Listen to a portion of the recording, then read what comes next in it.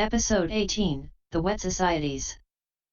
The trio successfully executes the plan of balancing the crowd, and the transition of Frogids to Aztadians. While doing so, they had built a strong team of transitioning experts. While the Aztadians were growing to be the strongest civilization, Frogids too had a society of rich culture. The Frogids. The Frogids had power of mind, and strong visualization capabilities. They had built wonders through their visualization skills. However, they were laid back by the drift among the two societies, which were the elite societies and the civilian societies. The elite societies were formed by the families of those who had higher ranks in politics, decision-making, governance, personal staff of the angels and the army. Although the Frogid kingdom had its own army, it was just for sake of formality. The angels believed that the oracles no longer existed, and the only civilization that existed was that of Frogids, so they had no one to be afraid of.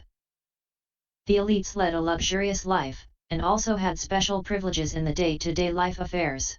They were provided specialized transportations, schools, zones at public places and priorities. They resided in royal dwellings, and at locations rich with resources. To be part of elite society, there was only one way: to be born in an elite family. The civilian societies led a very simple and lower priority life. They were those who served the elites. Their schools were limited to the knowledge required to grow and serve the elites. They were not allowed to use their power of visualization to build anything that supersedes the property of elites. They lived in locations that were rocky and infested with dangerous creatures. The resources were scanty, and they had to rely on their elite masters for the supply of resources needed for sustenance. They were not allowed to build their own personal farms to harvest the resources. They were allowed only to work in the farms, and the owner of the farms decided the amount of resource to be granted to the workers.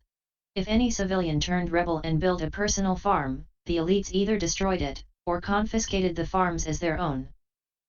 The rebels had to face imprisonment and torture, until they break down and apologize. Those who refused to apologize were publicly prosecuted in the square, by transforming them to frogs and driven away from the civilization. The families of the prosecuted Frogid were forced to follow the frog and lead a life of nomads in the wild, without access to any facilities like shelter, cooked food, or a decent life. They had to feed on the marine fruits, tiny mollusks, and crustaceans that occurred in wild.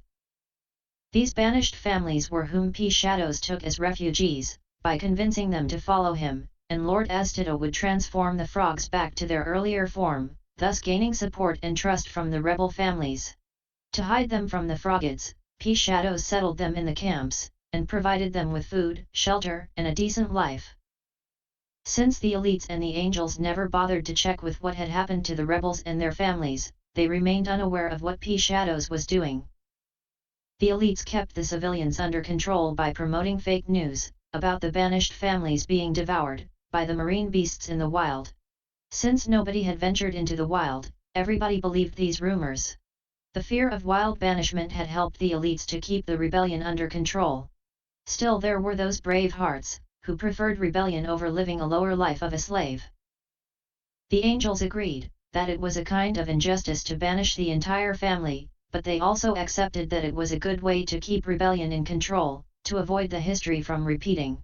Lord Ray was granted complete freedom to form rules, and see to it that they are followed strictly. Thus, was the reign of power and fear flourishing across the Frogid kingdom. The new Aztadians. Shadows used to shapeshift to Frogid, and intrude their civilization. He had observed the social drift between the elite society and the civilian society. He understood their plight, and was furious with the elites and the angels. However, he was helpless, and all that he could do was to just follow the banished families and search for them in the wild. He felt pity on the plight of the innocent family members, who just wept on their fate, and their family member, who was transformed to a frog. Shadows reported this to Lord Aztada and Prakrit, and expressed his agony. Shadows, my lord. The angels are back with their nuisance. Lord Aztada, what have they done now? Shadows, something which would make Mother Nature ashamed of her children. Prakrit, what do you mean, Shadows? What has happened? Shadows, those scoundrels have started banishing innocents to die in the wild, at mercy of hunger and beasts. They have found a new way of prosecution. They turn the rebels into frogs, and drive them away to the wild. To make it worse, they force their families to wander in the wild. Lord Aztada, I can feel your pain, my dear. Those angels have this time crossed their limits. Prakrit, so. What do you think should be done? Take this as an opportunity to re-establish the Aztadian civilization. Shadows, indeed. I was thinking the same but need your approval, my lord. Lord Aztada, I agree with you. Shadows. Do me a favor. You know where the outcasts stay, don't you? Shadows, yes. My lord. They are not too far away from here. But they are really afraid. We need to do something. Lord Aztada, do this.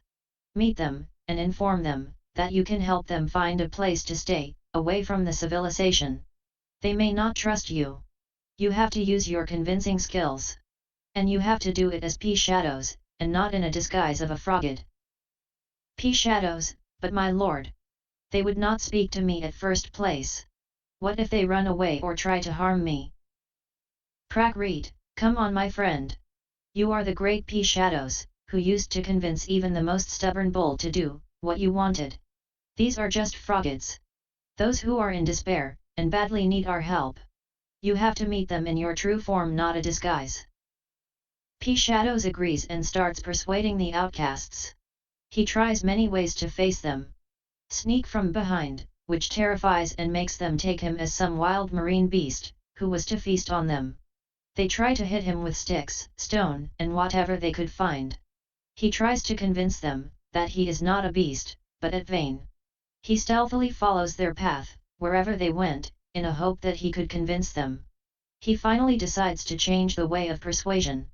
Although he was asked not to use disguise, he tries it as the last option, but only at a certain limit.